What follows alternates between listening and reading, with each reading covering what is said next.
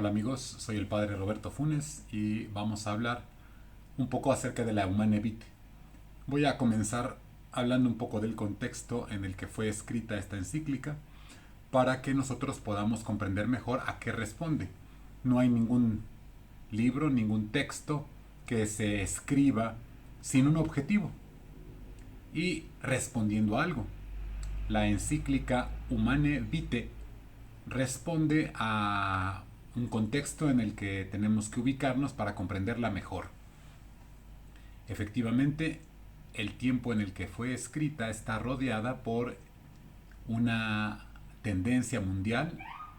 que viene a partir del fin de la guerra mundial. Terminando la guerra mundial, hay ciertas situaciones en la cultura que van dando paso a lo que va a catalizarse, va a concretarse en el mayo de 1968, la llamada revolución sexual, así como la, eh, la revolución francesa en siglos anteriores había sido como un detonante a nivel mundial de una manera de pensar las cosas y de vivir. También en mayo del 68 se realizó un evento en Francia que le dio un impacto cultural a todo el mundo, que tuvo un impacto grande en la cultura de la humanidad prácticamente completa. ¿Qué ocurrió hacia estas fechas en mayo del 68? Pues bueno, hay que decir que en esta época hubo pues una revuelta que quería reivindicar más las libertades en la esfera privada, especialmente en el campo de la conducta moral. Hubo unos estudiantes en la periferia de Francia, de la Universidad de Nanterre, que hicieron una manifestación de protesta porque se les impedía a los hombres pernoctar en los lugares en los que dormían sus compañeras universitarias. Y junto con otro tipo de consignas, esta oleada de protestas, que era de una universidad no muy relevante, vino a tener el respaldo de una gran cantidad de obreros en Francia, de tal manera que llegó a hacerse una huelga generalizada que capturó, digamos, o que detuvo la actividad de 10 millones de obreros. En aquella época, digamos así, una paralización sin precedentes que le daba la razón a estos estudiantes franceses que acabaron llegando a el centro de París queriendo transformar las ideas y los valores morales que estaban en boga, y ellos entraron por el Arco del Triunfo cantando el himno de la Internacional Socialista, evidentemente promovidos por una mentalidad de izquierda en la que se juntaban en sus demandas pues derechos civiles, actitud en contra de de la guerra nuclear, actitudes pacifistas también, pero revolución sexual, antibelicismo y sobre todo, y la gran consigna era la nueva moral y la nueva sexualidad, que se añaden a perspectivas como el feminismo, la ecología, la lucha contra el racismo, y en esta mezcla de ideas y de pretensiones, el espíritu de mayo de 1968 tuvo un eco internacional porque se convirtió como en una fuente de referencia sobre lo que la juventud estaba pidiendo en ese momento, contrastando con el modelo educativo que tenía la sociedad al salir de la guerra mundial. El contexto también en el que estamos es con la guerra de Vietnam, estamos hablando del inicio de la Guerra Fría,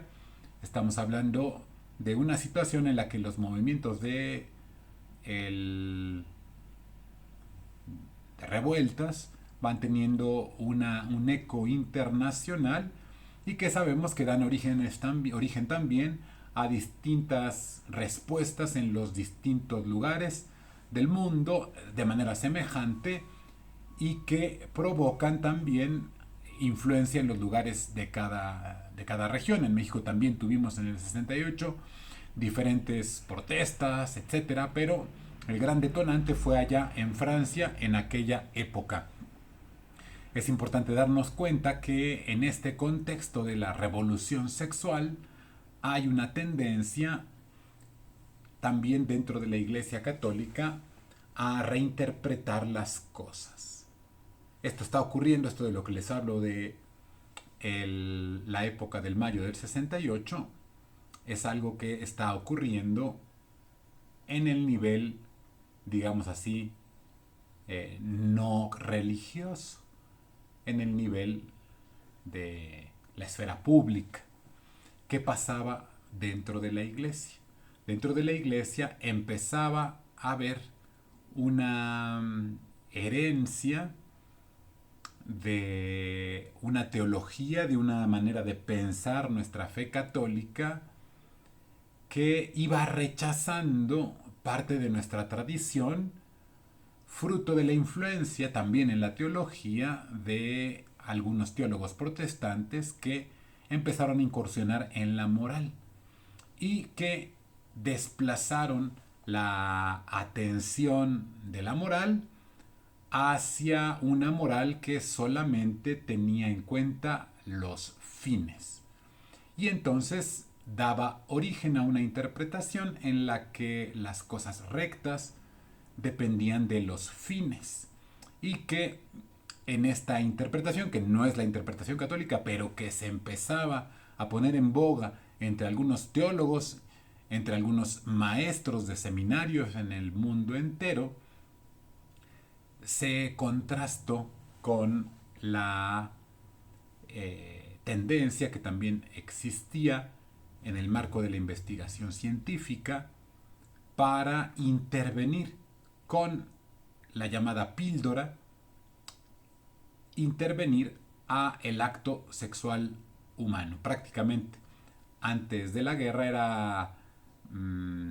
algo muy poco común que la relación sexual estuviese en una relación sexual estuviese presente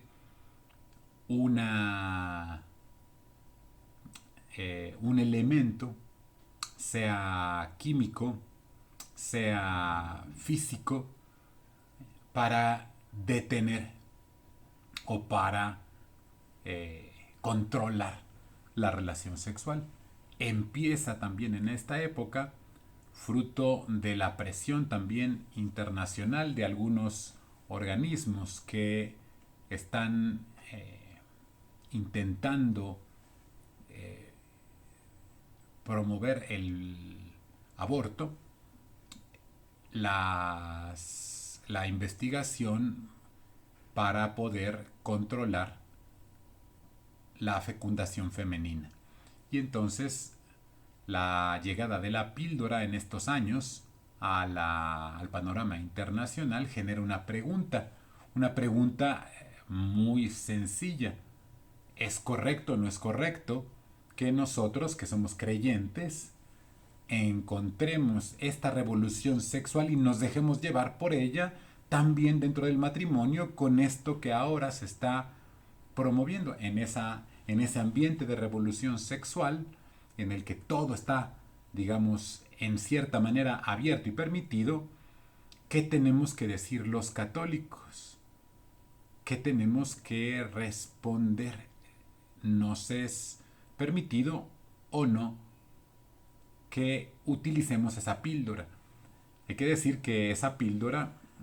especialmente las que en aquella época estaban promoviéndose, pues tenían como objetivo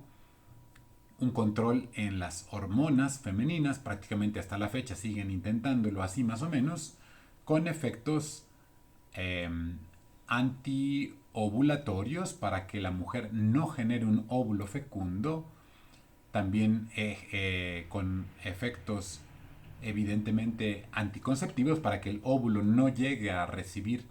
la fecundación, y con efectos antiimplantatorios que buscan que el óvulo ya fecundado no logre unirse al útero y engendrar allí todo el proceso que ya lleva el bebé de una manera definitiva. Entonces la píldora busca estos efectos con el incremento de las hormonas o con la promoción y estimulación hormonal en la mujer. Entonces los católicos tienen que ver esta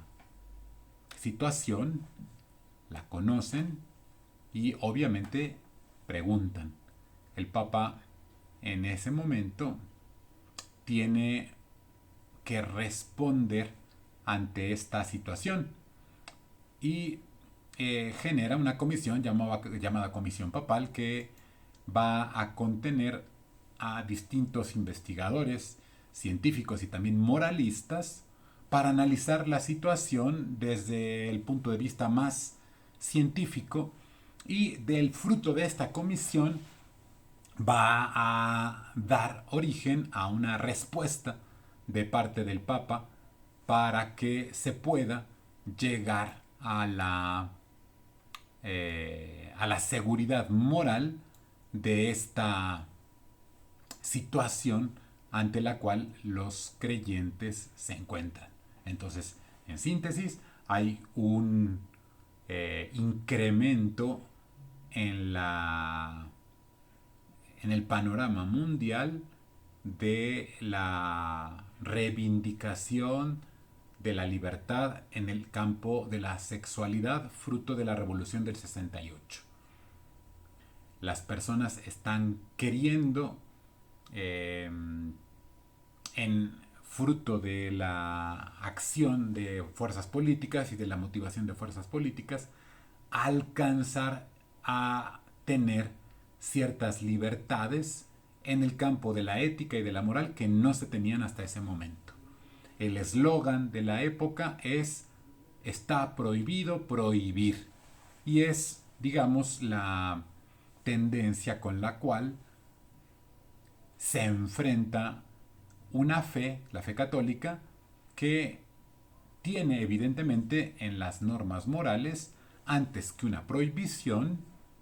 un camino, y tienen que analizar si el camino con el que rigen su vida es compatible con la manera de pensar que está teniendo el mundo. La respuesta que el Papa Benedicto XVI dio a el escándalo de los abusos sexuales dentro de la jerarquía eclesiástica señaló este punto. Dijo que en la revolución sexual comenzó una tendencia también en la moral católica a justificarlo todo y a querer entonces no regir nuestra vida y nuestra conducta por lo que Dios quiere, sino proponer una moral que apruebe lo que hacemos con tal que se ajuste a algo un poco mejor. Una tendencia entonces a descartar completamente los valores absolutos de la fe y de la moral y del respeto, y pasar a un paradigma de interpretación en el que la moral va a intentar hacerle fácil la vida a las personas, dándole justificación a sus intenciones y a sus demandas. Este es el panorama ante el cual la comisión va a responder, y que vamos a entender enseguida qué contiene y de qué manera se responde a esta inquietud generalizada.